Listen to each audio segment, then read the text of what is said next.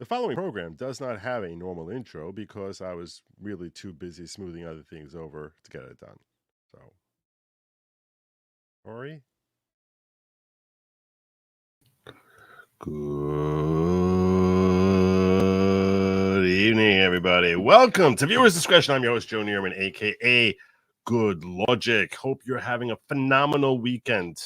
A weekend like that's memorable. A weekend that you look back and you're in your old age and you're like, wow, that was a freaky weekend. Anyhow, I don't know if it was that good, but at least maybe you got to spend maybe you had ice cream. That would make it a good weekend. For me, so far, thank God, been a great weekend. A little quiet around the house here. Most of my family not here for this weekend. Really, just my two daughters, my two youngest daughters. And of course the wife, a beautiful wife. So I was very torn. I was very, very torn what I wanted to do this evening with you guys. Because obviously I spent a lot of time, invested a lot of time in this Colorado decision. The Colorado decision is 102 pages. 102 pages. 102 pages. Oh my God, I don't like reading books that are that long. Well, if it's longer than anything Dr. Seuss wrote, I'm like, why? I think you were over embellishing at a certain point here. Dr. Seuss is very underrated. I'm just gonna say this. Anyhow, I was thinking, do I want to go through this whole thing? Definitely not. Do I need to cover it? Definitely yes. So I am spending a considerable amount of time looking through this decision, but not the entire time. Definitely not the entire time. I can't do it. I can't. But I really was thinking about a couple of other things that I sort of wanted to cover like a little bit. Like I saw this and I was like, wow, I kind of want to watch that. And that was this right here. I was like, I sort of want to watch this over here. It's long. It's really long. I don't know. It's like an hour and 45 minutes. Because I thought this was really interesting. And this just happened. This is some Family Forum 23 in Iowa featuring DeSantis and Vivek and Nikki Haley. It's a weird thing because you get to see them in a not. I'm curious if there's any confrontation. It's almost like it's a fourth debate, right? I mean, that's what the whole objective in going to this is. It's sort of like a fourth debate without having the nuisance of having like Tim Scott or Chris Christie around, or some annoying moderator, which is like that Kirsten woman who, oh my God. So I was thinking about covering this. I was thinking about going through it and watching this, which I have not yet watched it. But I'm curious whether you guys want me to sit through that with you. I would probably skim through it, but I don't know. So that was one thing I was thinking about watching. Then there was an interview that Donald Trump did 9 days ago, which apparently I didn't see yet either. And I was thinking that's an hour long. And I was like, definitely not doing both of them. So my question is really, which would you prefer that I watch? I'm not promising I'm going to watch it tonight, but I am asking you which of these two you would prefer for me to spend my time in. And I like spending time in ways that my viewers appreciate. And just because people think that I never check out what's happening in Rumble, where I have all of 82 people watching right now. But in Rumble, just give me number 1 for Trump, 2 for this trifecta here on screen.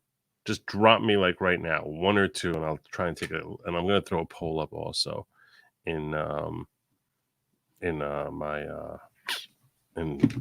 YouTube. 7 works. 7 works. Of course, I'm going to take longer than the video lasts. Otherwise, what am I doing? Of course, it's going to take longer. I know. I'm not going to spend an hour and 45 minutes. I don't know if I'm going to watch all of it. 0. That's what I'm getting from a nice blend of 1s and 2s. All right. A nice blend of 1s and 2s. All right. Let me make a poll quickly on YouTube, and we'll see what you guys want.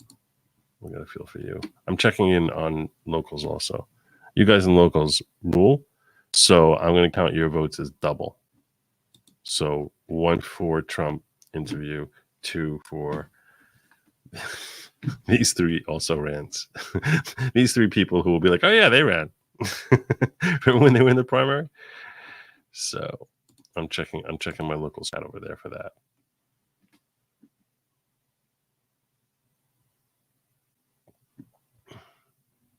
All right, they're leaning towards the trifecta.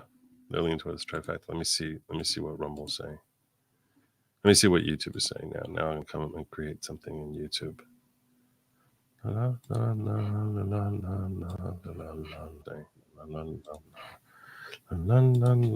Here's a little poll here.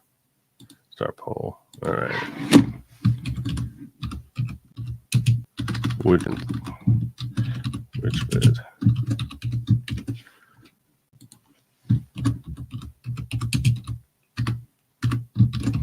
Trump interview or 3 amigos?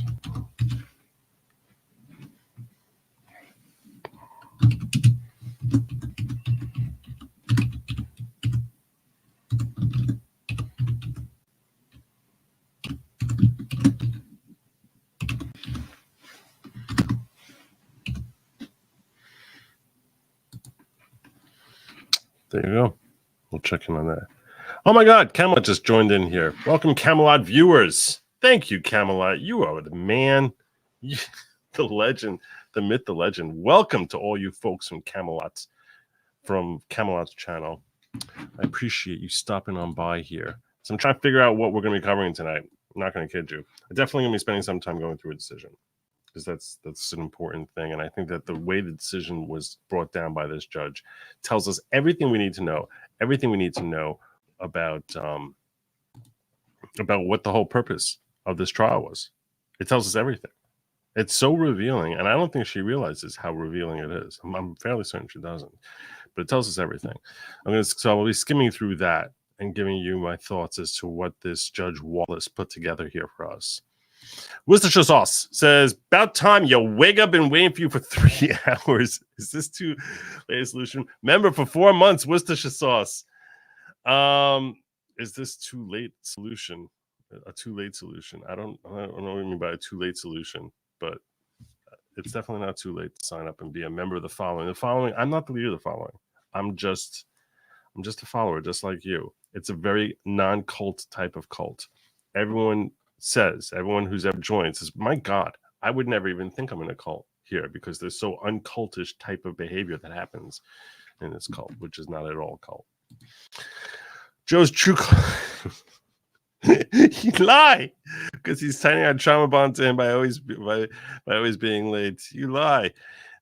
Joe, I'm sorry, but I'm not going to drop a number 2 in front of these people. I'm just too shy. I didn't tell you have to drop a 2. I didn't tell you have to drop a deuce. Nope.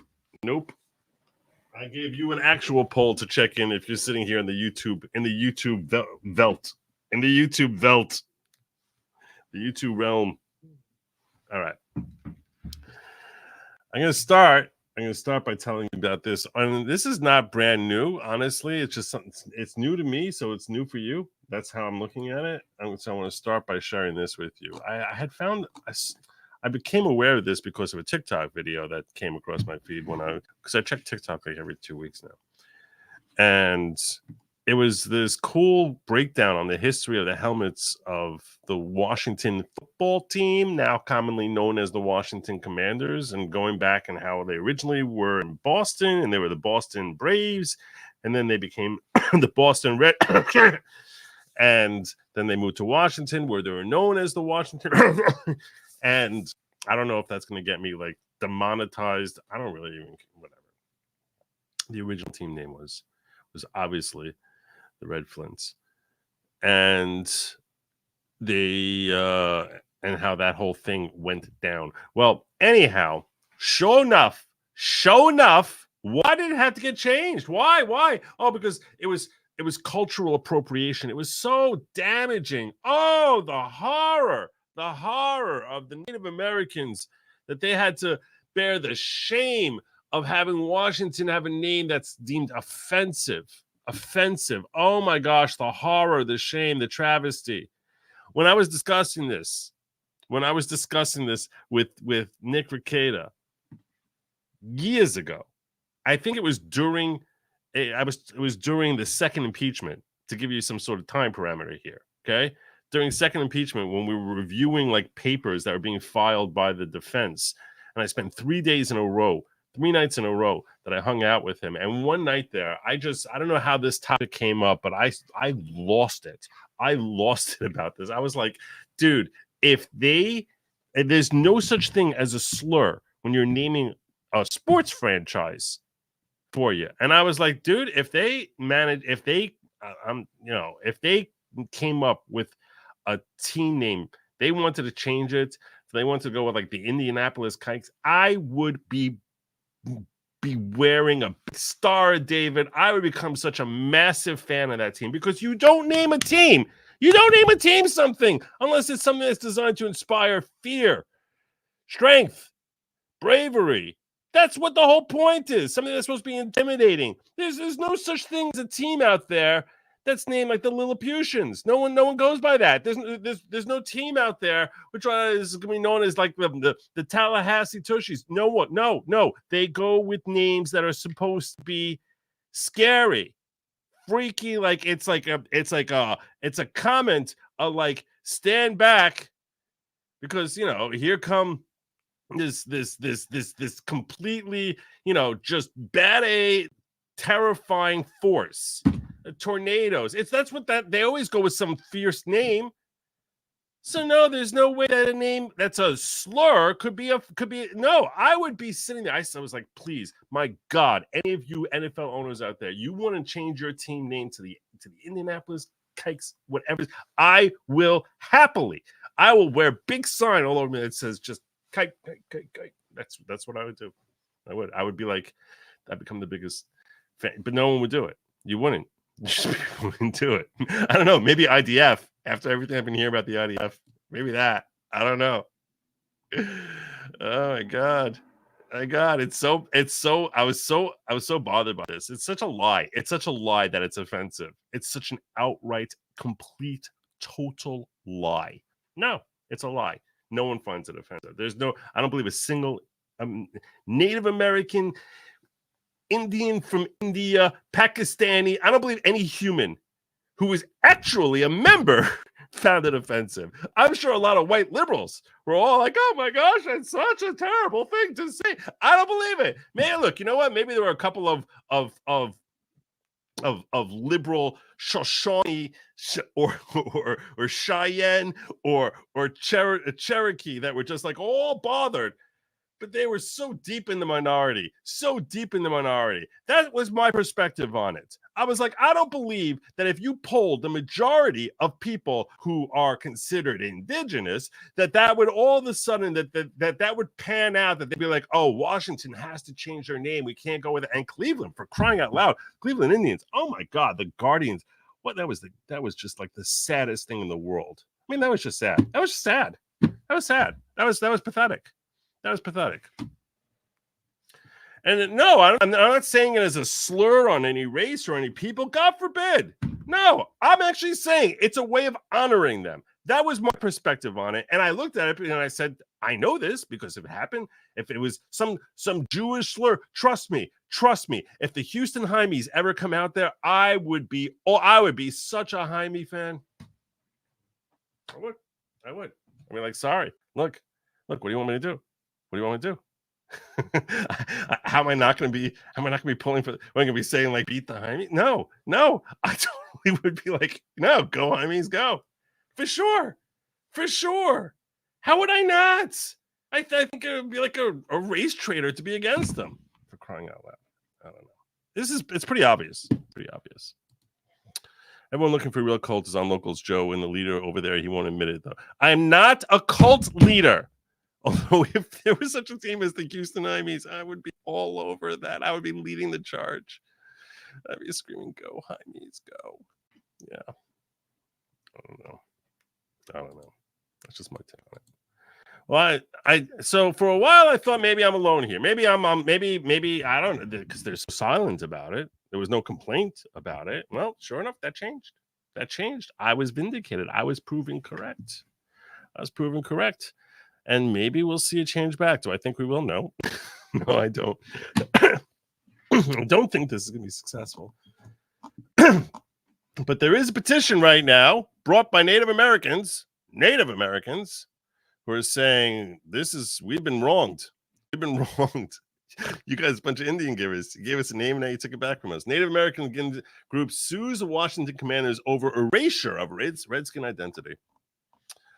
A Native American group filed a lawsuit against the Washington Commanders in federal court this morning. Now, this is not this morning. I want to be clear with you. I only learned of this just like today. This is actually a few months back. I'm not going to kid you. It's a few months back. So this was all the way back in September. So not that ancient, like 6 weeks ago.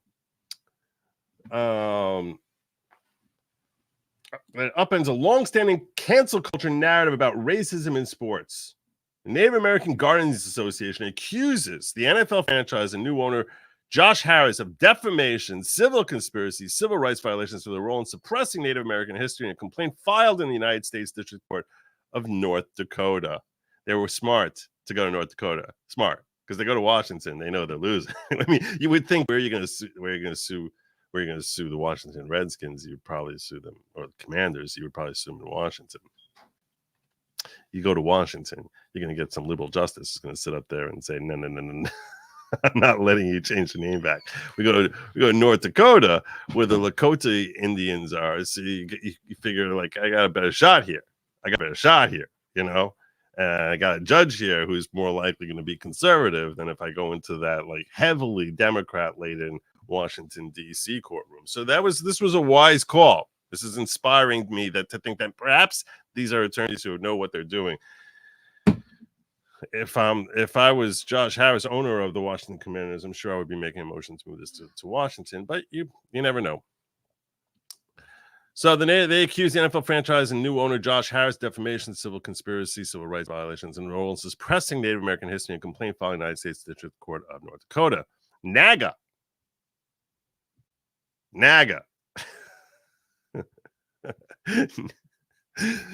This is a bunch of NAGAs. Okay, NAGA led a this is not a good story for me to cover. Led a viral petition this summer demanding that organization reclaim its traditional Redskin identity. It generated 150,000 signatures. Commanders is a fitting name for oppressors, the suit said. Yeah, it is. That's what the invaders, you would call them. Yeah. The group seeks $1.6 million in damages and a seat at the table to share Native American history. Plaintiff attorney Chad Leveglia told Fox News Digital. You see, because what they realize is we're never going to get the name change back. Let's make some shekel here. That's basically what's happening. Quote, we believe the complaint is without merit. We will address the matter in court, said Commander's spokesperson. The complaint also names powerful National Congress of American Indians for its role in erasing from public discussion the image and history of real Native Americans. Suit claims that the NCAI contributes to a legacy of cultural oppression suffered by indigenous peoples, basically saying, NCAI, you don't stand for us. You're not part of us. You don't speak for us. You're not our moral authority here. And you come out there to the public and like, oh, we're speaking on behalf of the Native Americans. And basically, they probably look at them the same way I look at ADL. The name Redskins carries deep cultural, historical, and emotional significance, honor, and bravery, resilience, and warrior spirit associated with the Native American culture. NAGA complaints. This is exactly what I was saying. I said this a year and a half beforehand. At least a year and a half. You can find me on video, basically screaming about this exact same thing. It's true. It's obvious. And yeah, I can say it like, joking around with you guys here, but you all know it. That the reason it's amusing is because it's true. It's not a lie. That for sure it's a huge compliment. The Redskins word adds the only team in the NFL to honor an actual Native American. Central to the NAGA argument, every time I see this acronym NAGA, I think of that clip that I saw. I didn't even see the episode from South Park where this guy is on Wheel of Fortune, and it's like the category is people. These are people who annoy us. And it's the final Wheel of Fortune thing. I can't. There's no way I can show that clip. No way I can show that clip. But like it's like a 7-letter word, and he's just missing one vowel, and it's N space GGERS, and he's like, I don't know if I should say this. 5 seconds. And he belts out a pretty bad word to say. And it's and like the black guy behind the camera is just sort of like looking at him. and they turn over that letter, and it's an A. It was Naggers. So central to the Nag argument is that the Redskins' name and logo were inspired by real historic tribal leaders who played influential roles in American history, that the factual narrative was obliterated by the NCAA. The franchise adopted the name Redskins in 1933. And since 1972, team logo was a portrait of celebrated late Blackfoot chief John Two Guns White Calf. John Two Guns White Calf. What do you know? In case you didn't know that little tidbit of history. A Native American group has put the rush out against the Washington Commanders and demanded the organization revert back to the Redskins, the name that they had when they were in Boston in 1933. Among other contributions to Native American history, White Calf forced the federal government to recognize and honor Blackfoot tribal claims. There you go. You're basically obliterating a part of American history. That's what Dan Snyder did. That's what Josh Harris did. They obliterated it. Among other contributors to the Native American history, White Calf forced them to honor Blackfoot tribal claims. The team's original name and logo were inspired by 17th century Lenni Lenape chief Tammany, celebrated by colonial troops who fought the American Revolution as patron saint of America. The Washington franchise in 2020, under then owner Dan Snyder, who I'm sure every Washington fan is happy is no longer the owner because he was a disaster, bowed to public pressure fueled by the NCAA and canceled the Redskins name and its portrait logo of White Calf. The NCAA is funded by federal taxpayer dollars and counts among its benefactors George Soros' Open Society Foundation's Fox News Digital reported earlier this month. Surprise, surprise!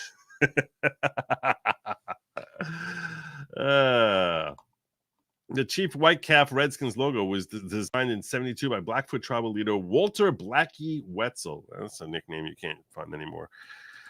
With widespread input and support from Native American communities. Wetzel was the president of NCIA from 1961 to 1964. In other words, NCIA used to actually care about like what its constituents thought and felt. The NCIA in later years spent decades whipping up opposition to the logo designed by its former president. It issued an incendiary report in 2013 and claimed Native American images such as the Redskins' Chief White Calf logo fueled low self-esteem, suicides, and racial violence in Native American communities. Poppycock. What an outright lie. The report in Naga notes failed to mention Native Americans Tammany and White Calf who inspired the Redskins' name and imagery. NCIA is on a mission to eradicate Native American history. The more teams that ignorantly bend, the more power NCIA retains, the complaint states. The powerful few do not get to have a monopoly on the narrative. They cannot eradicate Native American history from the hearts and minds of Americans. Amen. Here. Amen. Here. Look, I had a whole Beaver stream here once where I was talking about North American, Native American culture and my some questions I had. Some questions, frankly, I had on the culture and health of that going back centuries. But over here, I totally support what they're saying. Oh, God. America would be a healthier place if they went back to the Redskins. The NAGA complaint portrays Washington Commanders' new billionaire owner Harris as the heir to legacy of oppression suffered by indigenous peoples in the hands of European settlers. Mr. Harris's money and power rival the European countries that laid claim to his land hundreds of years ago. This is so good. They're using against him the same stupid narrative that NCIA used. That's hilarious. Oh, yeah. He's probably white, isn't he? Oh, there you go. He's totally white, rich man trying to erase Native American history. The European countries, those colonizers that laid claim to this land hundreds of years ago, like the men who conquered Native Americans. Josh Harris is erasing their history. This lawsuit is an FU to the NCIA and an F to the commanders and to cancel culture, said plaintiff attorney LaVeglia. You're not a monarchy, you don't have absolute power, and you're not going to stomp the little guy. Frankly, I think that their chances of success in this effort are fairly limited. I'm not going to catch it. But I feel vindicated. And who knows? You never know. You never know. It's in lawsuit. You never know. Anything could happen. Methinks thou doth protest much on it's not a cult. It's not a cult, okay? The following is not a cult. It's very, very much not a cult type of cult at all. Everyone knows I'm definitely not the leader. I'm definitely not the leader. I'm like I'd be like the worst leader of a cult, like imaginable. But yeah, Bob the God Made Mad said, how do we feel about Washington White Folk as a team name? Yeah, imagine that. The Washington Whiteys.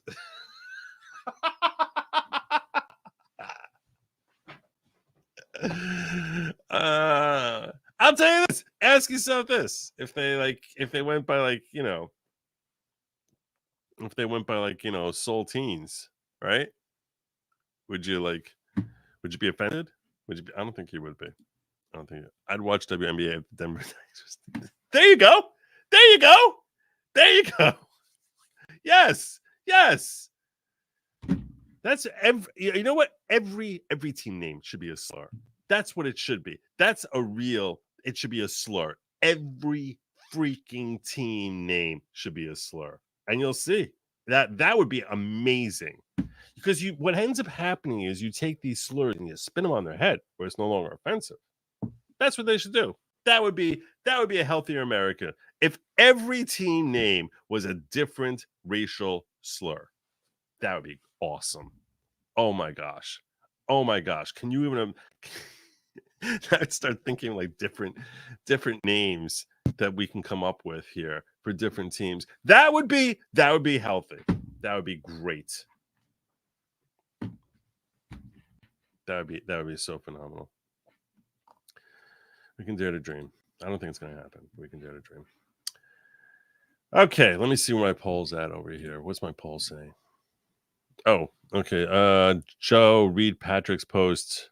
The best cults are the ones that convince you that you're not in a cult. I guess that's technically true. But this is very, very much not a cult. It's true that the best cults probably would try telling you that it's not a cult. That's true. But this is very, very much not a cult at all, and I reject that entire label as having any sort of accuracy. All right, Utah polygamists. Yeah. There you go, Houston. Huh?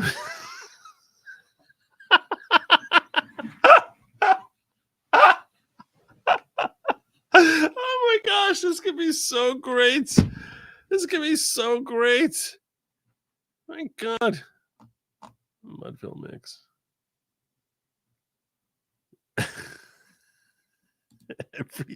Every team name should be a racial slur. Joe Hard R. Neerman. Hard R. Hot. Even if I try doing a hard R, it doesn't come out hard. Yeah, the Ozark Hillbillies. My God. It'd be so good. It would be so good. You know.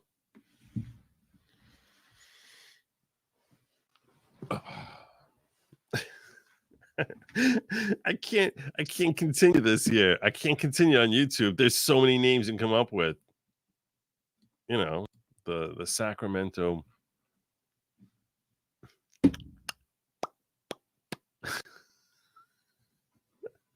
So bad. The Salt Lake City Stormin' Mormons. No, you see, that's not actually a slur. That's not really a slur. And the thing is, I'm so sure that there's so many chats that people are trying to put up there that like YouTube is like, no way, no. And you're like, no, I'll say hearts, clubs, diamonds, and can't do it. Can't do it. The Kansas City Karens. Oh my God, this is so good. Utah needs to be the Mountain Jews. The Mountain Jews.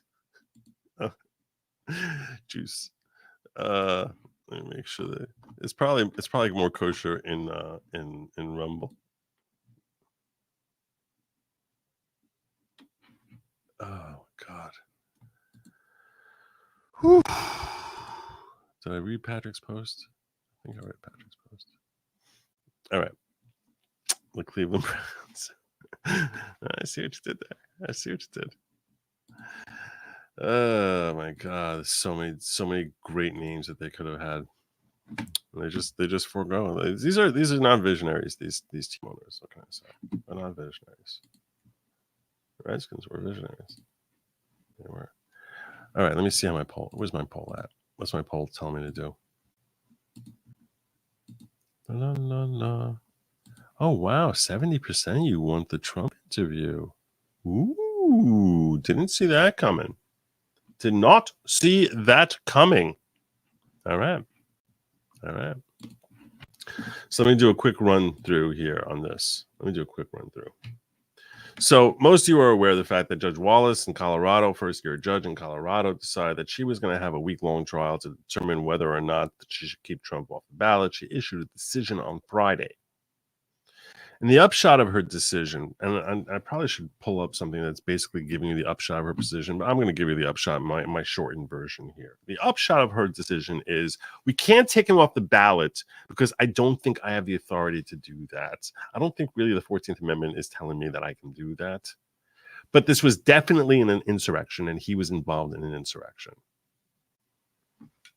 The Portland Junkies. I like it.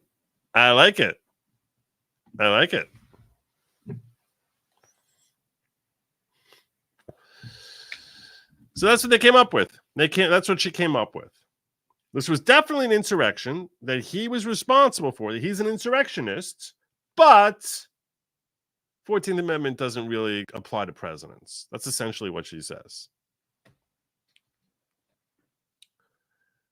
To me, this sounds like something, if that's the case, that's the legal conclusion here. You didn't need to have a week worth of trial, right? Like, why would you have a whole week worth of trial with national attention here, with her sitting here mulling over, what do I think about this situation? Why would you need to have a trial? This seems to be a legal conclusion here. It's really not dependent on any sort of fact. Well, anyhow, but so then you ask yourself, why did we have a trial? What was happening here? What was the whole objective? And she puts in here her legal conclusion that he was guilty of insurrection, totally guilty of insurrection, completely guilty of insurrection. 100% guilty. This is from page 8 of her decision. She begins by going through the procedural thing, and we are not going through 102 pages of this. I give you my word. I'm not going through 100. I couldn't even sit through 102 pages of her tripe if I tried. But there are a few key parts that I do want to focus on. A few key parts. Well, you guys keep giving me more Salt Lake Soakers. I'm feeling like there's probably so many different names you guys are coming up with that just YouTube is like, nope. Nope, not today, senor.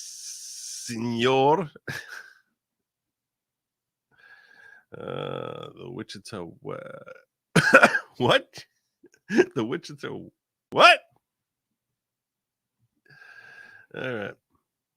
At a hearing, so she talks about the January 6th report. If you didn't follow the trial along with me, so the January 6th report, which is obviously created by the House, five Democrats and 2 Republicans named Adam Kinzinger and Liz Cheney, who are no longer in office, still blah blah blah blah blah blah blah blah away, but no longer in office because they participated in this sham debacle. So they created the January 6th committee report. And in order to establish that there was an insurrection and that Trump was responsible for it, the movement the petitioners relied heavily on the January 6th report. You're like, what do you mean? Was a question whether he was involved in it. Look at the January 6th committee report. This is something that you need to look at and focus on very, very strongly, because this provides clear, convincing evidence that he was certainly responsible for, and he was an insurrectionist here on January 6th, and all this evidence to that. And all the evidence that they presented to establish this was really twofold. There was Dr. Simi, who basically, he got up there and he testified that, clearly when Donald Trump speaks, if he says be violent, he says fight, that means go commit crimes. And if he says march peacefully, that's double speak, which means really, really commit crimes.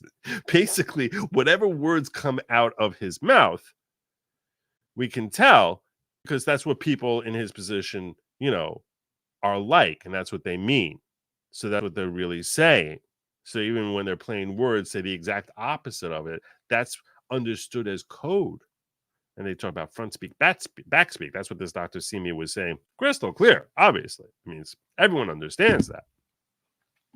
So, and then there was the January 6th committee reports, which they managed to get in under CRE 8038. So basically, say at the hearing and the proposed findings of fact conclusions of law, interveners renewed their objections to the admission of the January 6th report into evidence. The court hereby makes a final decision regarding the admissibility of the January 6th report. CRE 8038 excludes from hearsay rule, meaning because it is hearsay, it's an out-of-court statement that's being offered before the court for the purposes of establishing the truth of the claims that are asserted in that report. Classic hearsay. We'll say, no. There's an exception when Congress does something. Exclusive hearsay rule, factual findings resulting from an investigation made pursuant to authority granted by law. CRE 8038 is nearly identical to federal counterpart FRE 8038, and cases interpreting a similar federal rule of evidence are instructive in Colorado. Letting v. Mother. As such, federal law is instructive when interpreting CRE 8038 here. And what she focuses on is that there are certain times that you cannot rely on a report. It says that the party challenging the admissibility of a public or agency report bears the burden of demonstrating the report is not trustworthy. Okay, I can accept that. Then once you have an established report, you have to prove that it's not trustworthy. And the court then examined 4 factors first articulated in Beech Aircraft, which are meant to assist courts in assessing the report's trustworthiness. So this is where she's trying to say, this is how I'm supposed to look at these factors in the creation of the report to determine whether or not something that should be admissible. Okay. Number 1, the timeliness of the investigation. Number 2, the special skill or expertise of the investigating official. 3, whether a hearing was held and the level at which it was conducted. And 4, possible motivation problems. The court in Barry further instructed that when examining the factors, the court must focus on whether the report was prepared in a reliable manner instead of whether the court agrees with the conclusions, which the court clearly agreed with the conclusions. In addition to the 4 factors, Barry instructs that congressional reports are not entitled to an additional presumption of trustworthiness or reliability beyond the one established by the advisory committee notes simply by virtue of having been produced by Congress. Blah, blah, blah. The question before this court is whether the interveners, which is Trump, has overcome the presumptive admissibility of the January 6th report. The court holds that the first 3 Barry factors weigh strongly in favor of reliability, which I don't know if you want to say strongly in favor. You want a special skill, but she's going to agree with that. The investigation started approximately 6 months after the events of January 6th. Okay, so timely, I get that. And it ended less than 2 years after the events took place. That's really not as timely anymore. As a result, the passage of time in no way detracts from the report's liability. Okay, I can give her that. The investigation was conducted by a well-staffed, highly skilled group of lawyers, including Republican U.S. Attorney, and led by a former U.S. Attorney. That doesn't mean that they have skill in doing an investigation, does it? Does it? Really? Like, I'm an attorney. I can't tell you that I would have skill in conducting an investigation to do research and to figure out whether or not which events happened and did not. So I'm not really sold on that part of it.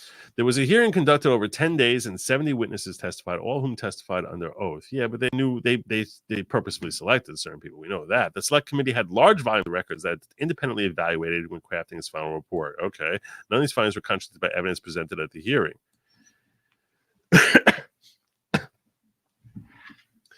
You didn't give them really much time for them to start attacking item by item in the report. But much of the evidence and argument presented at the hearing centered around the fourth barrier factor, possible motivation problems. And that is what Scott Gessler, who was leading the charge for Team Trump, and did a very effective job in that. He did focus on how biased the report was. Spent a lot of time focusing on bias. He even brought in Representative Buck, who is not a Trump fan. Very much not a Trump fan, and said this was like the most biased committee report he's ever seen. In its formation, interveners' arguments against the admissibility of the January 6th report are that all 9 members of the committee were biased against Trump and held a deep personal animus toward him. And there was lack of involvement by the minority party. That's not it. No, it's also that they kept people off. And there was no adverse report, and that they broke all norms. They even followed the rules for how the committee was supposed to be established under the rules that established the committee in the first place. Through his cross-examination of Mr. Heafy, Trump presented evidence that prior to the formation of the January 6th committee, numerous members of the January 6th committee had expressed disdain for Trump and indicated that they believed that he was responsible for the events of January 6, 2021. Not just disdain. No, not just disdain. They only ones who were allowed on, what was established was the only ones who were allowed on were those who voted to impeach him. Those Republicans who voted to impeach him were the only ones who Nancy Pelosi was going to allow on to the committee hearing. That's serious bias. Mr. Heafy confirmed that the January 6th committee members made these statements, but testified that these statements merely indicated the committee members had formed a hypothesis. It's not a hypothesis. This is what I didn't get to see Heafy's testimony. He's the only guy I didn't get to see. As to what led to the events of January 6th. They didn't merely form an hypothesis. They voted to impeach. That's not a hypothesis. They voted to impeach him. How is that a hypothesis? That's a conclusion. Mr. Heafy further testified that although the committee members had developed the hypothesis, they remained open to whatever conclusions were supported by evidence uncovered in the investigation, which is obvious BS, because, like I said, wouldn't they sound really stupid if they voted to impeach and then came to a conclusion adverse to that a year and a half later? Or are they not motivated, even if they did come to evidence that showed that he had nothing to do with anything here, are they not motivated to look past that evidence and say, hey, look, I voted to impeach the guy, obviously he's guilty? The court finds Mr. Heafy's testimony on the subject to be credible, holds that any perceived animus of committee members towards Trump did not taint the conclusions on the report in such a way that would render them unreliable. Unbelievable. Let's see a little footnote. The court further notes that nearly all congressional investigations are initiated because there's something to investigate. Congress does not investigate events where it does not think something wrong occurred.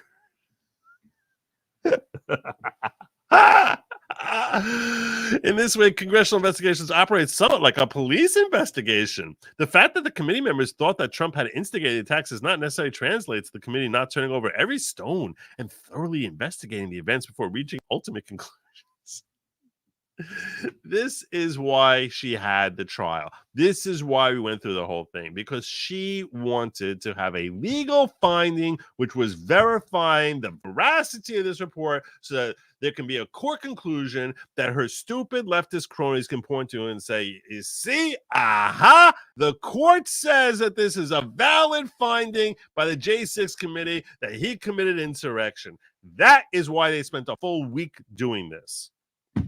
That's the only possible explanation as to why she would spend an entire week doing this, so that she can write these sentences here that it's clearly reliable and trustworthy. Based on the foregoing case, so it'd be inappropriate to exclude the January 6th report simply because it was in part politically motivated. No, not in part. Wholly 1,000% politically motivated.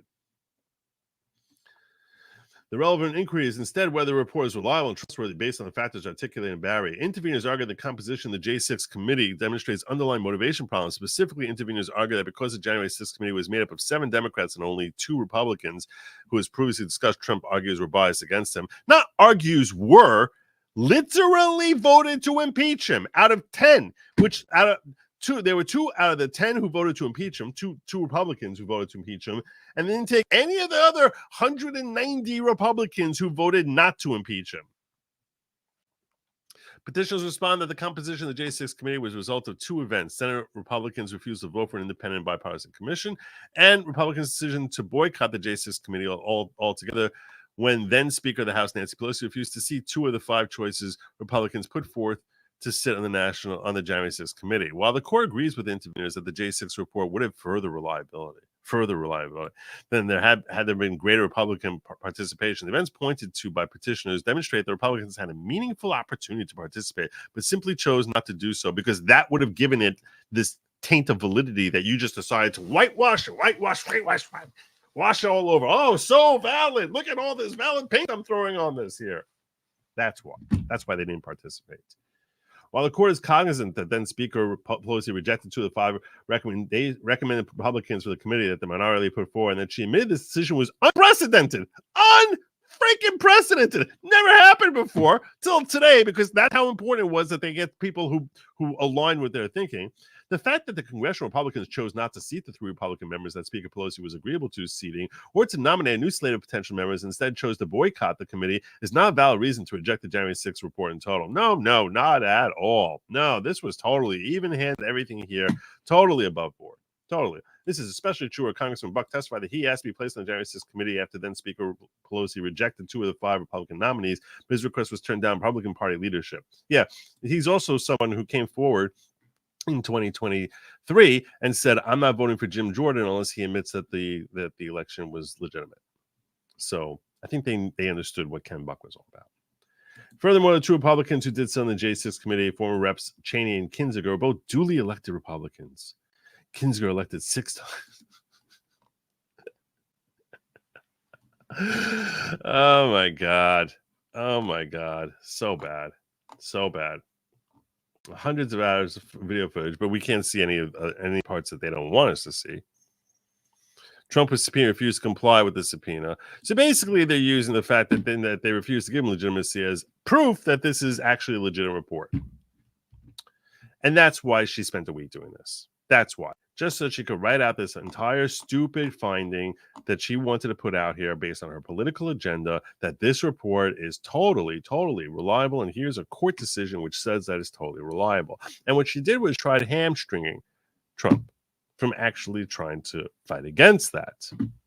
How does she hamstring Trump from fighting against this ridiculous conclusion that was predetermined by her before she began, in my personal opinion? And that is, I'm not going to go through the hearing testimony and all this other nonsense because I spent a week on this and I'm not spending another week reading her stupidity here. Okay. But what I'll tell you is this. She ends up coming out with a conclusion that the 14th Amendment doesn't apply to presidents. This 14th Amendment, Section 3 doesn't apply to presidents. So why do we need to hear any of this? Why? Why would we have to have any of this? Why is any of this remotely relevant? You could have come to that conclusion without having any sort of hearing. It's a determination of law. That's determination of law. It's basically saying the 14th Amendment cuts out president. It's right there in black and white. If you pull up Section 3 of the 14th Amendment, which I will pull up for you right now, just 14.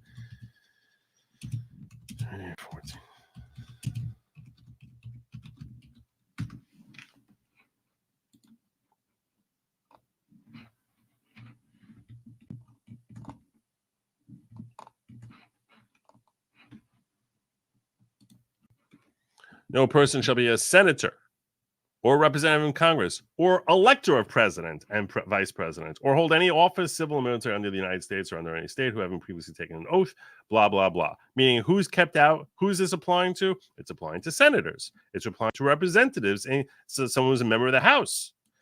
It's an elector of a president, not the president. So they're obviously contemplating president himself, when they say elect a president and don't mention president. They don't say no person shall be a president or vice president. This is pretty plain black and white language here. Now, the petitioners were arguing that when it says or hold any office, that because he's considered an officer of the courts and there was some sort of allegedly some sort of discussion there between two senators when they were analyzing this, so they say no, officer also includes president, that somehow applies and relates back to the president. She clearly was not swayed by that, even after hearing Magliocca make that claim. So she knew from the get-go, that this did not apply to presidents, but still had a week-long hearing. Just so she could write a stupid 100-page, so she can go on camera for a week and mull things over and think about what I should try to figure out what exactly the law is supposed to be, because we're in novel territory here, and then come to her conclusion that the insurrection, why would you even have to assess that whole portion of it? But here's the thing. If you're Donald Trump, you appeal this? Do you appeal her finding? Her finding is in your favor. So what's he appealing? He's got nothing to appeal. He won. So what are you appealing at this point? There's literally nothing to appeal. He's on the ballot. And I think that she was afraid. I don't think she wanted to come to this conclusion. I think she wanted to actually keep him off. I mean, arguably, perhaps one could say, be trying to peek into the mind of this leftist, that maybe she was hoping that if I spend a week and a half doing this, 2 weeks doing this, there's all these other cases going on out there. Maybe a couple of other courts will come to a conclusion that he should be kept off the ballot, and I can join in and find something similar.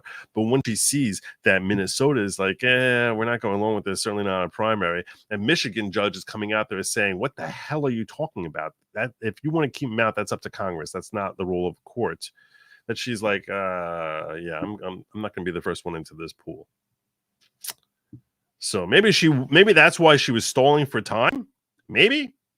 And then when she saw that it wasn't really the lay of the land in different courts across the country was like, lady, you're out of your freaking mind. That she's like, yeah, I don't know if I really, as a first-year judge, want to go out on a limb here and be known as the one who's deciding this and then get overturned by the Supreme Court, because that sounds like a really embarrassing type of thing to happen. So perhaps she was buying time and then figured, well, I'm going to try and make lemonade out of this bag of lemons by issuing a ruling that this was certainly an insurrection and he's an insurrectionist. But it's not relevant to anything, because at the end of the day, she's saying he's not liable. He can't be held accountable under this section of the 14th Amendment. There will be appeals, definitely. We'll see what ends up happening. And I guess perhaps she's trying to save herself time. In fact, if she's overturned and the higher court ends up saying that, no, it does apply to the president, when she'll be like, well, I already came to the conclusion he's an insurrectionist, which that was ridiculous. Just utterly ridiculous. New England bearded clams. Not bad. Not bad. As communists, the SF Daggets, they ain't going with the Frisco Daggets. No one's going with the Frisco Daggets. That's not happening. It would be cool. It would be cool.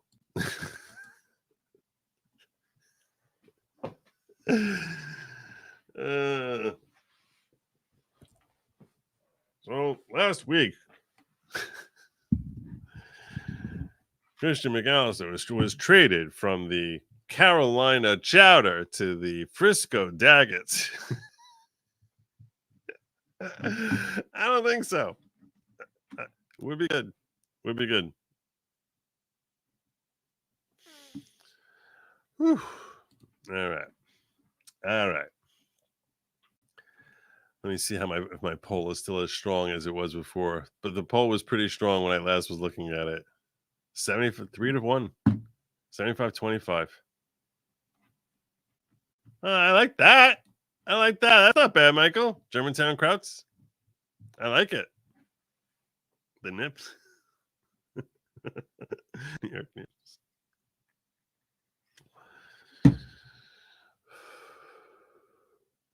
That'd be great. I like it. Member for 3 months, Michael Burke. You the man. I'm going to give you a little horn. I don't remember. So there you go. There you go. Okay. Let me pull up this. Interview of Donald Trump.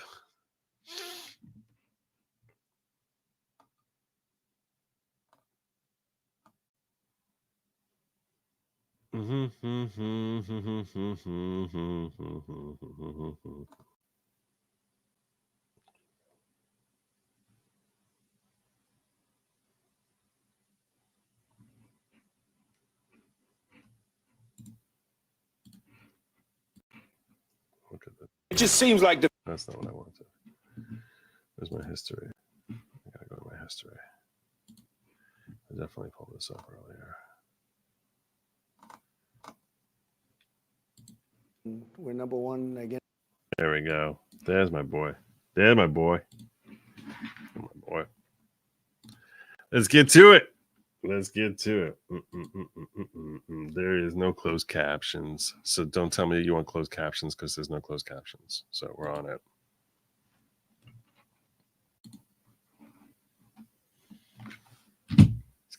Skip. You do deserve a horn. You do also deserve a horn. I'll give you a horn. There you go, Worcestershire.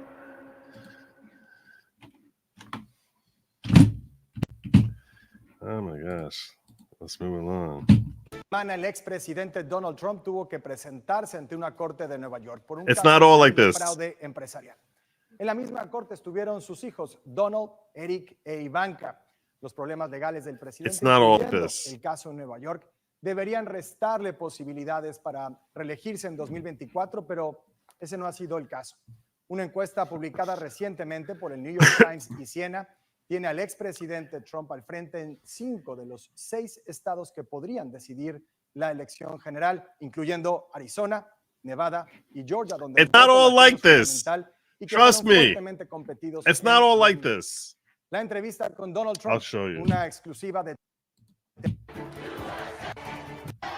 from the election. Will you be on the time to talk to us today? We really appreciate it. We're less than 1 year away from the election. Will you be on the ballot on November 5th? Well, it looks like it, and it looks like we're number one in every poll, and we're number one against Biden or whoever's going to be running. Number one. And something's happening that's very interesting. They want to see our country do great again and make America great again and America first and all of those things. But certainly it looks very good. Talking about polls, the New York Times Siena poll came out this week. It has you with a solid lead in 5 of the 6 states that could decide the election, including Arizona, Nevada, Right. Georgia, Right. which was a very contested state the last time around. But it also has you with 42% of Latino voters support. That's unprecedented for a Republican candidate. What do you think? 42%. Yes.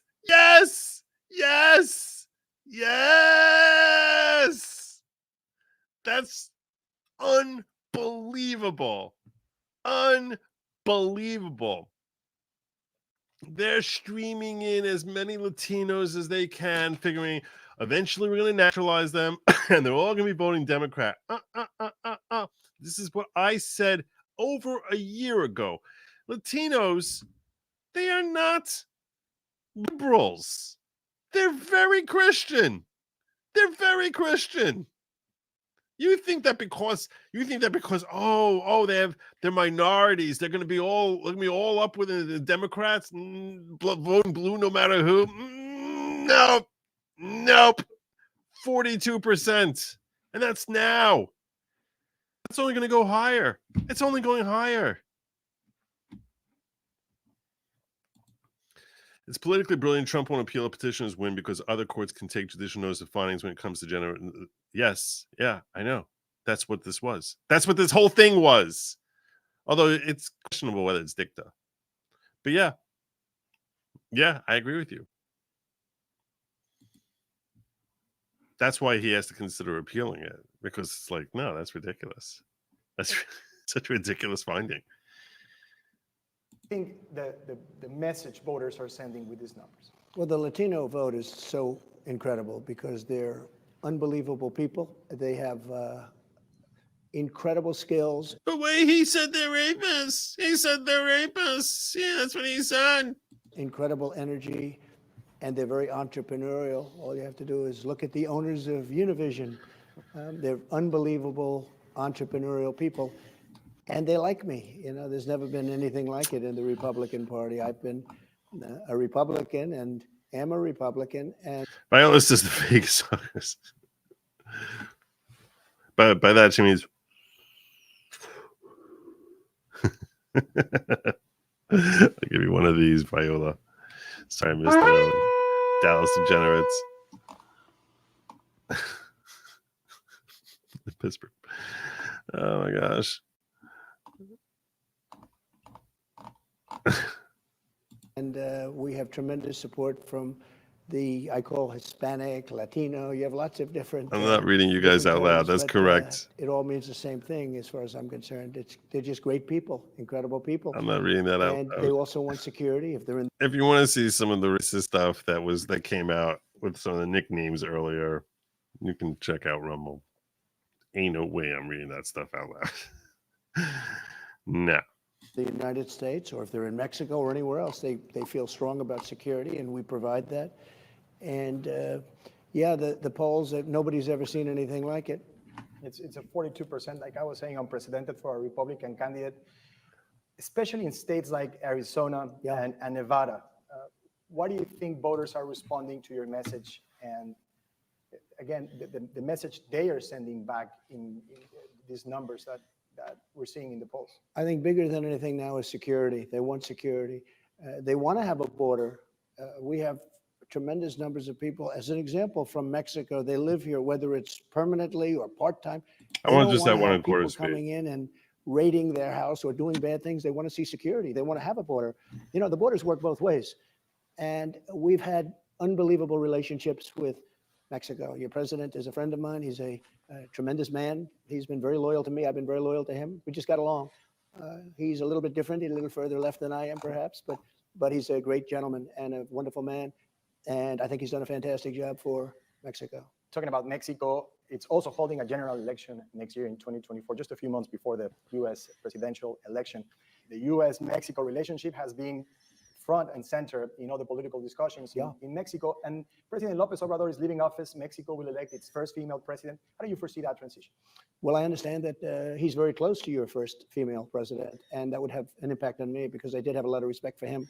And I understand that's the way it's working out. I don't know within your country, is that a guarantee? I don't think anything's guaranteed, certainly, but it seems to be heading in that direction. And the relationship with him was so good that I think probably, if it's me, and I think it will be, I hope it will be based on the polls, we have to make sure we have an honest election. But if we have an honest election, I think I'll have a very good relationship with the new president of Mexico. Mexico has now become the U.S. largest trading partner. Yeah. It used to be China, now it's Mexico. You renegotiated NAFTA, now USMCA. Right. So I wanted to ask you, how you feel about the results USMCA has brought by 3 years after it was implemented, and also this sort of contradiction of how Mexico has become an electoral foe, a political punching bag for some Republican hopefuls. He has actually been very beneficial for Mexico, for the country. Like his administration, what they implemented, really benefited Mexico. Well, I have to tell you, the USMCA has been great for this country, but it's been great for Mexico too, and very good for Canada. But it's taken a lot of business away from other foreign lands, and it's brought it to Mexico. And I think it's one of the reasons that Mexico, the people like what I've done, and they like me. I like them. And having it in the region, bringing it between these three countries, big countries, great countries for you could say economic development, you could say all sorts of different things, any entrepreneurship, but bringing all of this business in through Mexico now. Mexico's done in particular really well. And we've taken that away from foreign countries, very far away. So I think I've done a lot to help Mexico, and I'm very proud of that. Some of the other Republican hopefuls have talked about military intervention in Mexico to stop fentanyl being trafficked through the border. If you're re-elected president, would you support that idea? Well, a lot of people said it was my idea. In fact, they said I was going to do that. But we would certainly deal with Mexico. The relationship is very good. Look, Mexico doesn't like what's happening either with fentanyl and with all of the other things that are passing over the border. And Mexico's a victim of it also. You have a tremendous drug problem for your people. The drugs, the destruction of families, the death. So be dealing with Mexico, but something has to be done about it. We're losing, I think, probably 250,000 people a year. That's like a big military intervention. Something has to be done about it. Would you agree there's a shared responsibility on this issue, considering the consumption of illegal substances in the US, but also the role Big Pharma has played in creating this opioid overdose crisis? Yeah, Big Pharma is, look, they're a villain in many different ways. I know them better than anybody. They weren't fans of mine. In fact, when they announced the vaccine, they did it one day before the election. That's okay with me. They weren't fans of mine. I got them to do things that nobody thought anybody could get really to do. And no, they've done some good things. They've done some very bad things also. There's no question about it. So you do think there's a shared responsibility on this I issue? do. And so a shared also goal to end fentanyl trafficking? I do, but we also have to bring China into the picture because much of it comes from China. So we have to bring China into that picture. And if we don't bring them, we're just wasting time. We're just talking. This would just be an interview that doesn't mean anything. So China's sending it. Much of it comes through Mexico. We have to work on that. But we have to stop it. We're losing, I think the real number is 250 to 300,000. It's not 100,000. They've been saying 100,000 now for 10 years, 15 years. It's 250 to 300,000 people. It's a That's very crazy. rare war when you lose that number of people. So this That's is a crazy. war. It's a war on drugs, and we're going to get it won. And we'll do. I am curious though. Maybe you guys know this because is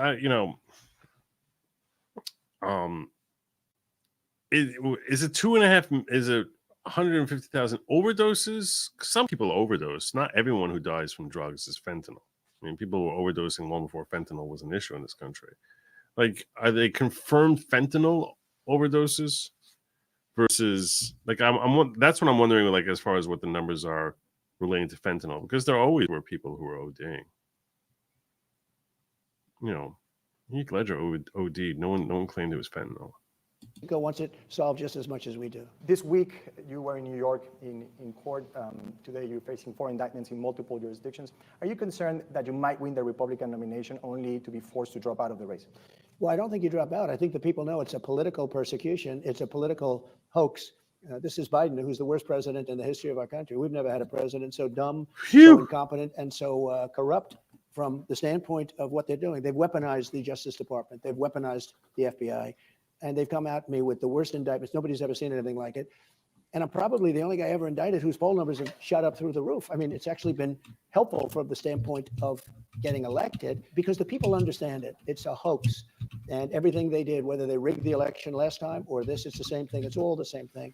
And frankly, it's the only thing they're good at. They're good at rigging elections. This is a form of rigging an election. So they think they can damage me. Now, so far, it's been the exact opposite because when you study it, and I have a voice. I mean, I have a voice with you. I have a voice with others where I can talk about it. Whereas other people, if they ever got indicted, they're out of politics. They go to the microphone. They say, I'm going to spend the rest of my life, clearing my name. I'm going to spend the rest of my life with my family. I've seen it hundreds of times, as you have in Mexico, that I can tell you. No, it's backfired on them. And they would have liked to have done it more, but nobody's ever done this before in this country. This is for third world countries. This is for banana republics. This is for countries that don't do this kind of thing. Yep. And they've now tried it because they're losing so badly in the polls that if they can try and... It is a reflection of how terrified they are of Donald Trump coming back. They're so afraid of him. They are so afraid of him. I mean, you don't start this many litigations against him desperately. Like, we got to find some way to stop him. They are terrified. Damage me Rightfully for the so. election, and I don't think the people are going to take it. And I do. It's very interesting because they're all in Democrat areas, radical left, blue areas. I have a lot of radical left judges. All right, MLS and Valhalla raiding on in because here. The people ultimately are going to speak, and I think the people get it better than anybody else. better than Welcome, we you do. guys. It's amazing. They see it. Nothing like this has ever happened in this country. It does happen in other countries, but these are developing nations. These are third world nations. So Biden is a man who has unleashed something that's a very bad thing, because when that happens to me, it can happen to them. And, he's very Look corrupt at this president. raid from You said they weaponized MLS. the Welcome, you Justice Department, guys. They weaponized the FBI. Would you do the same? We are watching an interview here. What happened there? That was weird.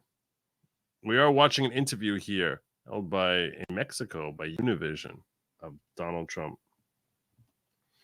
So yeah.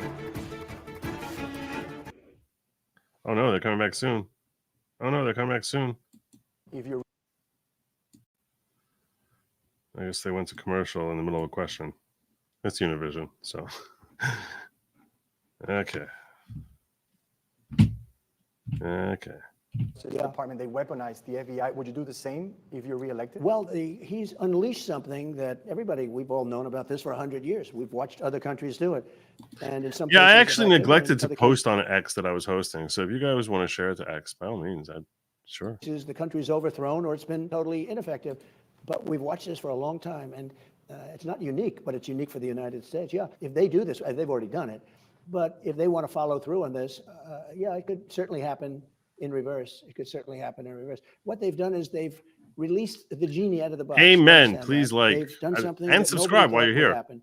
They've taken a president who was very popular. He got 75 million votes, much more than that, I believe. No president's ever gotten that many votes. And they've taken that number of people, and I think you can double it or almost you can triple it in terms of the feeling. You can't do that. You can't go after people. You know, when you're president and you've done a good job and you're popular, Valhalla waits. So you can win an election. I'm going to send you an invite. There you go. I'm going to send Valhalla Waits an invite. Just so I can stop the screaming. Stop the screaming.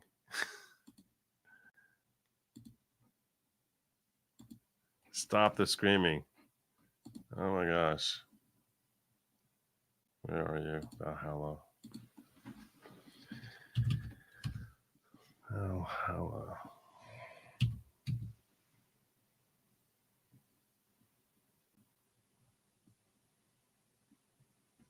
I don't know where. I don't see you. I don't see you.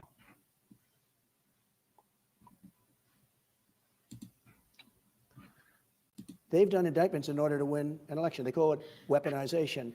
And the people aren't going to stand for it. You get to send me like a message on X. Something that allows the next party. I mean, if I happen to be president and I see somebody who's doing well and beating me very badly, I say, go down and indict them. Mostly what that would be, they would be out of business. They'd be out. They'd be out of the election. In my case, there was such pathetic indictments like I challenged the election. I challenged the election. Everybody challenges elections if they think they're wrong. The Democrats challenged my election in 2016. Almost everybody, they challenged it. Well, nothing happened there. So these are political indictments. These are Biden indictments. And the people get it. They really get it. It's been very impressive to watch. Polls came out today that I'm leading as you know, in Florida, I'm leading Ron DeSanctimonious. I call him that because I got him elected and then he runs against me. DeSanctimonious. He's a sanctimonious guy, but he's very unpopular now in Florida. I've taken him from popular to very unpopular. I got more votes than him. A lot of people don't know. I got 1.2 million votes more than he got in Florida. Nobody talks about that. The fake news doesn't want to talk about it. So I talk about it, like on your show, which will get big ratings. You're going to get such big ratings. But we're leading him by a lot, and we're leading Biden by a lot. He's you so alluded amazing. to it in your first question. We're leading Biden, according to the New York Times, no fan of mine, but we're leading him practically everywhere. So we'll see what happens. But we want to make America great again, and we're going to do it. We're going to get along great with South America. We're going to do great with Mexico. We have really great. I had tremendous relationships with Mexico. In fact, my son-in-law, Jared, got an award, a medal, which is like the equivalent of just about your biggest award. And he did that because of the relationships and the business things that we've been able to do between the countries, and even the military and the security things we've done between the countries. Do you think the border is now more secure? This is really true. You can't join from an iPhone. That's ridiculous. I don't understand that. That's crazy. I don't know. I can't explain it. Oh, is that what it is? I have to put the underscore in front of Valhalla? Okay. I'll try to find it. And the partnership you've been able to build with Mexico. Well, the border is now not secure. The border is now the worst border in history, probably the history of the world. No third world country would have a border like this. I say they'd fight them with sticks and stones. I mean, we're millions of people. I believe the number is going to be 15 million people by the end of this crazy administration. This administration is crazy. They have an open border policy, which, by the way, is terrible for Mexico. I spoke to your president. Your president knows this because people are coming through all over the world. They're walking through Mexico. Mexico doesn't want that. They're coming through. It's like a human highway. And they come through by the hundreds of thousands, by the millions through Mexico. And bad things happen when that takes place. So your president hates it. Wait, I hate it. Right we one? had the safest border in history. We had the most secure border. That's not the right one. Mexico actually gave us soldiers at my request. They gave us soldiers. Why am I so Free of charge, a lot of them, thousands and thousands of soldiers. We had this, especially while I was building the wall, because we built 561 miles of wall. And then after we're going to build another 200 miles. It was all done, all fabricated, all ready to put up. And these really ignorant people from this administration decided we want open borders.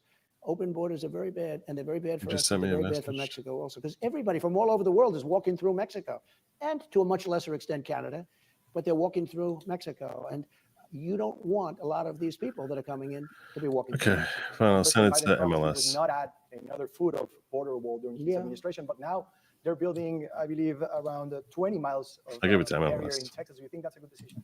Well, they hated to make it because it showed that I was right, but still 20 miles doesn't do much. But they hated to make that decision. You know, I used to give speeches in 2016 because in 2016, the border was very bad. And then I fixed it so well, it was so good, not as good as I had it at the end of the last term, but I fixed it so well. We did so good with it that I couldn't talk about it with the next election coming up in 2020. There was nobody wanted to listen. I said, I want to talk about the border. They said, sir, nobody's listening because you fixed it. And I said to myself, isn't that incredible? You fixed the border. You did such a good job. We had the safest border. We had the safest border in the history of our country by far. And that included drugs, and that included human trafficking. That included everything. I don't know if that's really true, to be honest with you. I think there was like 60,000 streaming across every month near the end of his administration, as I recall. Now, the reason I recall that is because overnight it tripled to like 180,000, and now it's like God only knows what, like 300,000. But yeah, it was like 60,000 near the end of his administration. We had the safest border we've ever had, and now we have the most unsafe border because Biden, what he's done with the border is a disgrace. It's a disgrace. It's not even believable. You would say either to do something like that, you're very ignorant, or you hate the country. Because what it's done, we have 15 million people in our country. Many people come from prisons. Many people come from. Oh, really? I've been copyright struck? Son of a gun. Son of a gun. Really?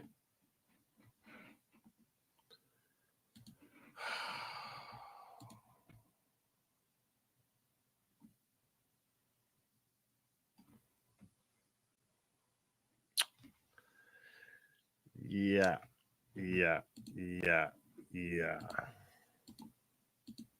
Great.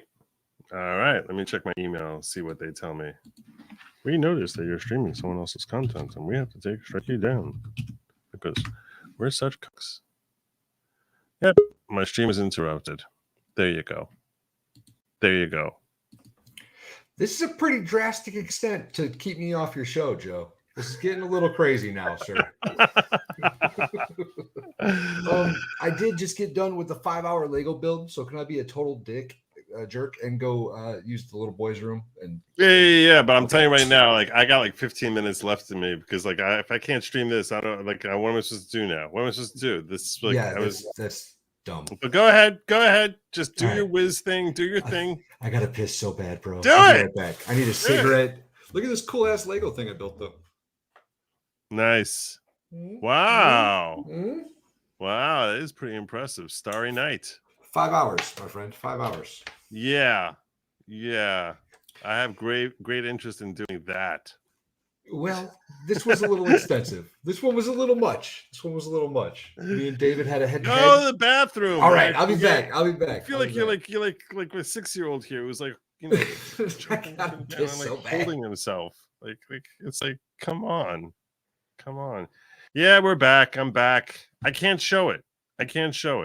I went through this in the past with YouTube. If I continue showing something, even if I'm adding commentary to it and saying that your claim is ridiculous, they'll give me a strike and make me wait a week. So it's just like I can't.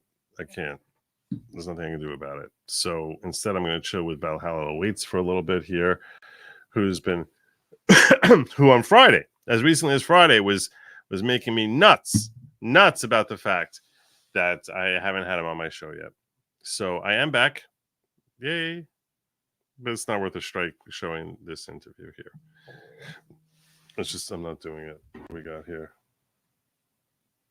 Nick Cage just asked if I got nuked. I didn't get nuked.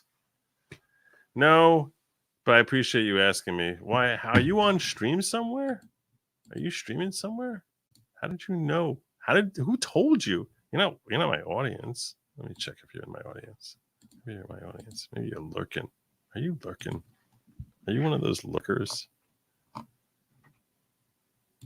Why is it not? I can't show chat. Let me see if I can find you here. Back. Show chat. Let's see, McKenna. Are you here? No, you're not here in the chat. I don't know where you are. No, they just took me down momentarily because I was streaming something that they didn't like me streaming, and YouTube is gay. So what can I do? There's nothing I can do about that. But apparently, I'm assuming he's somewhere. I'm assuming that he's on stream somewhere, and people just started tagging him, telling him that my show got nuked. But no, it wasn't nuked. It was just temporarily suspended until I stopped showing it. And if I go back to showing it, I will be suspended again, and they'll just give me a strike. So it's not worthwhile. And I think Robin's correct on this. I think it does depend on the network. Some of them they're more protective of than others. Some of them, I can show Forbes all day long. And look, I'm not a big fan of Forbes. I think that they're pretty lame. But one thing I do like about Forbes is that they'll clip stuff from like Congress, and you'll get like 5-minute, 10-minute video and stuff like that. And I can show them all night long and never get a strike, never get noticed, never get interrupted, nothing. It'll just play. And to me, I'll tell you this, people clip me all the time, which I take as the biggest compliment in the world. People want to stream me, go ahead, stream me, by all means. I think it's the stupidest thing in the world. If someone's adding to the content, if you're just leaving me running on your channel, I'll be like, what the hell are you doing? Like, really? You could find something else better to leave on your, it would work better for you? But it's like, I get very bothered. I get very bothered by these channels that are so insecure that they basically, they must have something set up in their designation that if someone's streaming us, you have to take that. They insist that YouTube take them down, and YouTube just goes along with it. So Vice will do that. So when I was Vice has made me nuts. I've fought with Vice like very hard in the past about this sort of thing.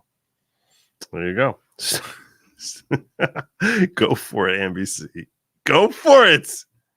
Go for it. I don't know if Valhalla Waits realizes that I'm basically running out the clock here, and like he's got to bring it. He's got to bring it, and if he's gonna just basically, this is like a longer urination. This is like Nick after 47 drinks. But okay, I'm back. And for you, sir, you know what I did for you? I sacrificed. I only smoked a half a cigarette. That's how much you mean to me, Joe. That's how much you mean to me. Oh, you were smoking. Yes, sir. I pissed off the deck and I smoked a cigarette real quick. That's what I do. Nice. Yeah. What state are you in? East Tennessee. Oh, beautiful. The best part of the Tennessee. I've been to Tennessee. It's a beautiful state there. It is. It's gorgeous. I've got 11 and a half acres out here in the woods. I stayed myself. I love it. Really? Oh yeah. I'm a goat farmer. Really? Yeah. Goat farmer. Yes, sir. You see the avatar, right? How many? That's my buck. I assume that was some sort of attraction you had, but that added bonus. Right. No, my question is how many goats do you have? At the moment, I have 19. 19. Oh, nice. Started all right. with 5, I think. 4 girls and a boy. Uh-huh. Nubians. They're dairy goats. They're really big. Really? Yeah.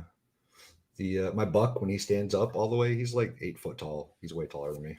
So you can make a living with 19 goats? No, not at all. Not even close. My farm operates at a loss. Let's be completely honest. I was just wondering. I mean, 19 goats sounds like a lot of kids to have around, but it's not. To me, it's not like. I wouldn't think that. So what do you live on? I'm a disabled vet. Oh. Yeah, so I get the government pays me to stay out in the woods and leave people alone. Oh, that's pretty cool. What branch of service? What branch of service? Really? I went to Iraq twice. Oh my God! God bless you for your service, brother. See, we've never had a chance to actually talk. No, I knew that we would get along well. So well, you were correct about that, obviously. But every time I get a chance, I try to make my name a little memorable to you. Yeah, so I'm on stream. I was on Vice's stream with Valhalla on Friday, and he's like, "Yeah, I gotta get on, and I gotta have you come on my show and build Lego sets with me." which means you have to go out and buy a Lego set Yeah. so that yeah. you can build a Lego set with me because I have Legos and Law. And I'm like, Me and MLS you know, do the I've been Lego on Lawn build. Lumber and he doesn't make me get out. He doesn't make me bring out the wood. We have a pretty good show, though. Me and Dave. No, I'm not from saying. I'm sure MLS. it's great. I'm not critiquing the show. I'm not saying anything negative about the show. I'm simply saying you're asking me to join, and then Well- saying that there's like steps I have to go through before I actually participate. That's not how you sell it. That's just not what you do. It's a sacrifice, I guess. It's a big ask to do Well, this. It's The a big audience has ask. questions for you. They want to know if you do yoga with goats. So it's been suggested, but my goats are huge. What is So that really a thing that people do yoga with goats? yeah, it's some weird hippie thing. I don't really get it, but they like it. You get out there and like they usually use like little mini goats and they just kind of climb all over you like a cat would. But you know, my buck weighs like 230 pounds or something. I'm not letting him step on me. That would hurt really bad. I'm not a little guy, but geez, that would be painful. Wow. So, do you mind my asking the nature of your disability? Sure. I've got TBI, PTSD, and tinnitus is what Oh my gosh. I'm documented with. PTSD must be really rough. It's not easy. It's not easy. How many tours did you do? 2. I spent 2 tours, 28 and a half months over there. Uh-huh. I was in the infantry, so I was Wow. kicking indoors and doing all the fun stuff. Yeah. So where do you stand on like this whole about American interventionism in general? Oh, well, that's funny for a couple of reasons. One being I've been trying to have my opinion heard on this whole situation. Do it. And nobody, Do it. well, I don't really have one other than well, that's the best part. I've been trying to have my non-opinion heard by as many people as possible. That's it. I've got actual experience. You interventionist need to thing. listen, folks. You need to listen up really carefully, okay? I got no 'Cause I have opinion whatsoever. nothing to say about this. It's important that y'all hear what I'm saying as somebody with experience. You never took a marketing class. That's what I'm sensing from this. No. Yeah. So how does your non-opinion go though in general? Well, in general, I am pretty against interventionism as a whole. I think that a lot of people talk about it in the abstract and don't really understand what they're asking people to do. You know what I mean? It's easy to sit there and say, yeah, we need to go over there and we need to defend this country and we need to fight these people, but people don't really have any concept of what that means and what that's going to do to the soldiers, the country that we're intervening in. It's not good, man. It's not good. I get the feeling that like a lot of people assume that because we've modernized our weaponry so much that they just assume that war is basically pushing buttons and thinking much less about the impact it has on people who are actually there on the front lines. I agree with that wholeheartedly. That's the sense I get, that people just assume, oh yeah, they have to have someone there to work the machinery, but they're nowhere near the actual fighting. And it's like, no, that's just not. It's not like you just like push a button and blow up that house, because you gotta go into that house and figure out who's in there, and it's not that simple. No. And I think the more humane you try to be in combat, the more There's nothing humane about combat. Absolutely nothing. Okay. And when I say humane, I don't mean to say that war can be humane. What I really mean is the more concern you have for unnecessarily ending foreign lives, the more risk you necessarily must put your own soldiers to. 100%. 100%. So, and that's what I mean by humane. I mean concern for the lives of innocents in that sense, even though not to diminish the horrors of war, or anyone who's on either side of a war. But that's one of the things that's I think people really don't account for is that it takes longer and it's more exposure to yourself, and your own folks, because especially if you have military dominance, right? So America, most places they're going to go into, unless they, God forbid, get into like start World War III with a country. Most places they're going to go into, we're going to have military might over the locals. Almost certainly, right? Almost certainly. So that being the case, whenever we intervene, if we didn't have a sense of morality of trying to spare unnecessary waste of foreign human lives, and by foreign I mean just people, anyone living in that country, that we could probably just, you can nuke anyone anywhere in theory, and just not in that way, you get the bad guy, but at the end of the day you end up basically killing unnecessarily countless hundreds, thousands of people. So instead of doing that, you put your own soldiers' lives on the line and send them out there onto the front to like basically scout out where the enemy is and who's someone who's not. Well, and to add on to that, the more rules we there's a good super chat, wasn't it? Yeah, that's funny. Yeah. You're funny, MLS. You're really funny. I'll give you a little put this. Yeah, okay, go ahead.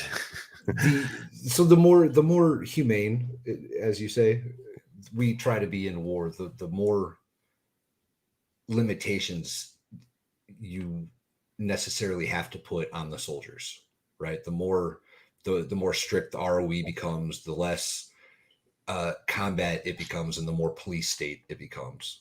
And in doing so, it puts a much greater risk to all involved on our side. Right. So it's like by the time we got done in my second tour in Iraq, and this was in 2007, it was to the point where like you literally had to wait to get shot at before you could do anything at all. Right. You could just stand there and watch somebody pick up a gun and point it at you. You couldn't do anything. Really? Oh yeah. The ROE, the rules of engagement on my second deployment got ridiculous. Wow. And I couldn't imagine going after my second deployment. Like, right. When was that? What year was that? Exactly. My second deployment was 2-year term, right? 6. Well, when I was there the first time, it was supposed to be a year deployment. And then Dick Cheney got on TV while I was there and said, starting immediately, all deployments are 15 months or whatever the hell it was. And then we ended up leaving at 13 and a half months the first tour. And then the second tour, which I flew to Iraq a week after I was supposed to get out of the Army. It's called a stop loss. They kept me in for an additional 18 months. Oh my God. 15 months of those were in Iraq. Wow. They don't tell you that in the fine print at the recruiter's office. That's wow. They'll get you. They'll get you, man. Wow. And it's, I was a young man at the time. I had enlisted before my senior year of high school even started. What year are you? So you were graduated in 2002.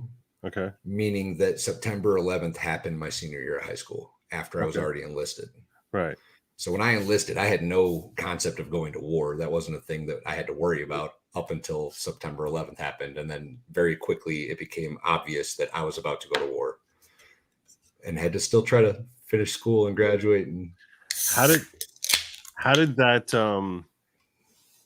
you react to that emotionally? Not well. I mean, I barely graduated high school. I barely graduated high school. I got my senior year. I barely passed any classes. And it I don't know. It's one of those things where you just kind of had to gut check. You had to make sure you knew what you were capable of, I guess.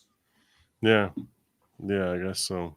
Ann Bell says, Valhalla, much respect. Thanks for being a door kicker from a 13-year, 4-year Army tour wife.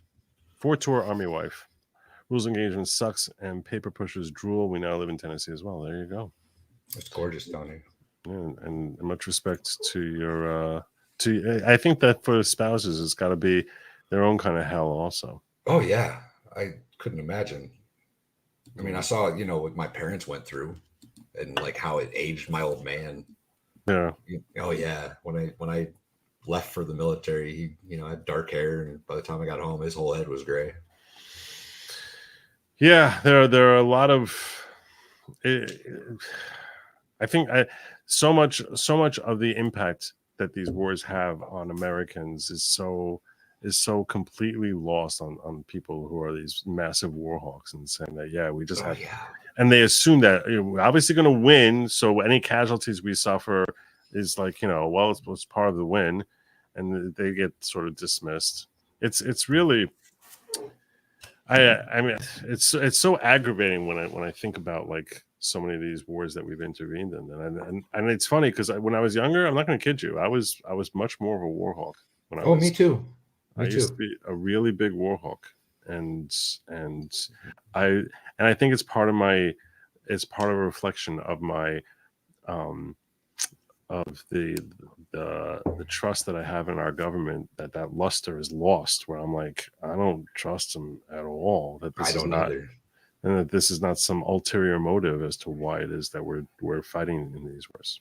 So no, it's all so people can make money off of BlackRock and all the other Dick Cheneys and Yep. All Maybe right. It's an unpopular opinion, but there it is. I don't think it's unpopular in my chat here. I don't think it's that unpopular at all. I think most of my chat probably is. There are very few neocons, I think, that are left in my chat. But who knows? I had a couple of super chats that I missed earlier that I just sort of wanted to pop in on. I don't know when you missed when I was going through the fight against that this group and the NAGA, which is the Native Americans something, I don't even know, I don't remember what it was, but they basically trying to get the Washington Commanders to revert back to their old name. And I've seen this. Yes. So I'm very excited by this because I was basically saying that there's no such thing as something being considered a slur if it's a sports team name. It's because it's by definition complimentary. Well, if we attempt to erase history, it's gonna come back to bite us in the ass. I mean, you can't just. Well, that's definitely true. That's definitely true. But they're basically saying, let's put it on the back burner. And I'm like, no. It's the biggest compliment in the world. Like I was basically saying, if there was a team called the Houston Hymies, I would be all over that team. Like I would love that team. I would if it was a sport I didn't care about, I'd become a fan of the sport. Just because. I'd have Houston Jaime sweatshirts. I love it. I would. Are you kidding me? I love it. Are you kidding me? Yeah, for sure. Because it's the biggest comment in the world. Hell yeah! So you're ferocious. You're a emblem of ferocity. Somebody gets it. Somebody gets it. Yeah. There you go. You don't put the sloths as your mascot, right? Yes, precisely. No, there's no pussycat team out there. No one goes by that. Exactly. No. V-Sync says, speaking of X, I just sent you a DM. Please read. You told me to DM you ages ago, but Elon had just locked DMs down. All right, I'll try to check that out. Love your unpopular opinion. This army wife who has hell crying spouses after the knock. I support you. Yeah. Well, I appreciate you, Annabelle. Yeah, same.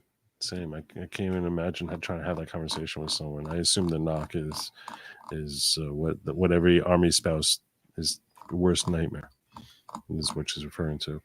All right. Can you tell people where they can find you? Yeah, I'm on YouTube, obviously, as Valhalla Waits. I'm on X @_Valhalla Waits. Put something in our private chat that I can sort of put link in the description. Well, I am a mod here. I can do all that. Oh, okay. So you take care of that. I got you. You can take care of my description as a mod? Not your description. I can do that too. Or I can get the link for you. Right. I want people to be able to find you. And now I can say that now I can stay true to like, hey, people who appear on my show, those are my mods. Yes, sir. There you go. You threw that in my face a while ago. So there you go. It. Yes. And here, I'll throw it in chat too, y'all. Oh, that'll make it easier. Okay, I got it here. Let me take care of my description. All right, special appearance. And I see you, Big Book, saying that you can direct everyone to Rumble and continue to Trump stream there. But I lost my Steam for it when they got shut down. I really did. Makes sense. Oh my gosh. That's so weird. I gotta refresh this. What'd you do? I screwed up my description. That's what I did. I gotta go back and change my description here. Oh my goodness. All right, let me do this. I could have sworn I don't have any of my links up here, and that's very weird. All right. So now, do you have anything? So explain to me the whole Lego thing, why it is that you what's the origin of inserting Lego into law? Because I don't get, there's not a natural crossover there. No, and it's not really.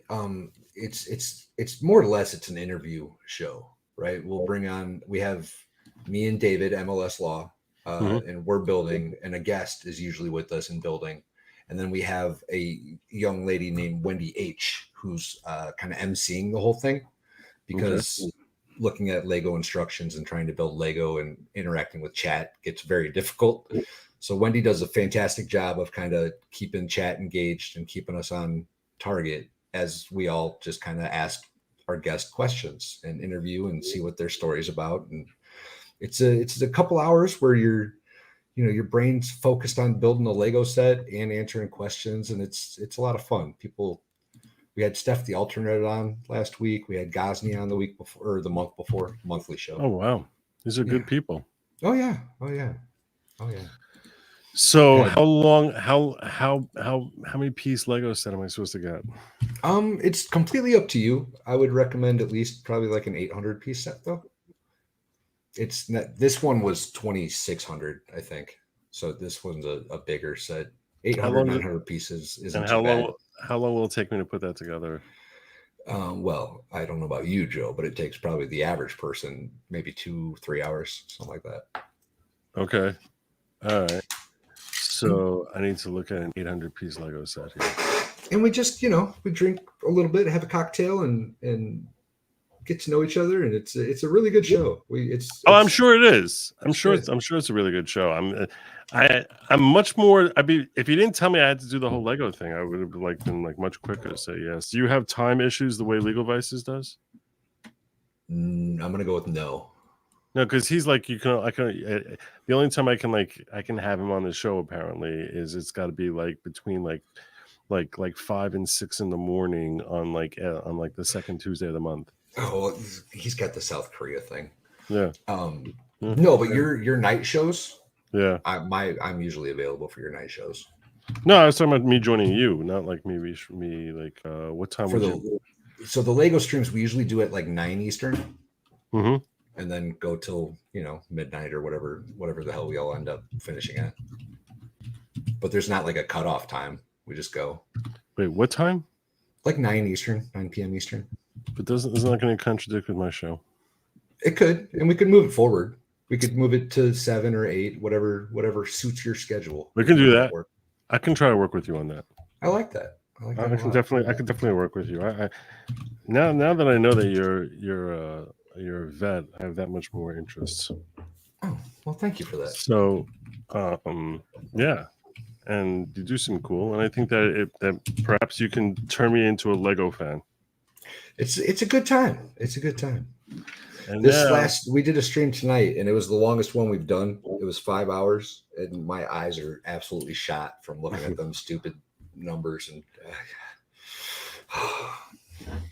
all right, I'm actually feeling kind of tired. So what I'm going to do is this. I'm going to direct you all down in the link below. I put in the description here to check out Valhalla Awaits and his phenomenal Lego streams. And I do expect to make an appearance there sometime. I'll try to set something up with you in the next few weeks. I'll hang out with you First, I got to order me a Lego set. So I got to find something that I'd be interested in doing in Lego. Outstanding. But I thank you for joining me, my brother. Thanks for the invite. I truly appreciate it. And I'll be checking out your stream in the near future, my brother. Awesome. I will be back here, God willing, tomorrow evening, probably sometime like around 11 or so. Till then, take care of yourselves. Look out for your loved ones. And as always, my friends, I say to you, Godspeed. Later, chat.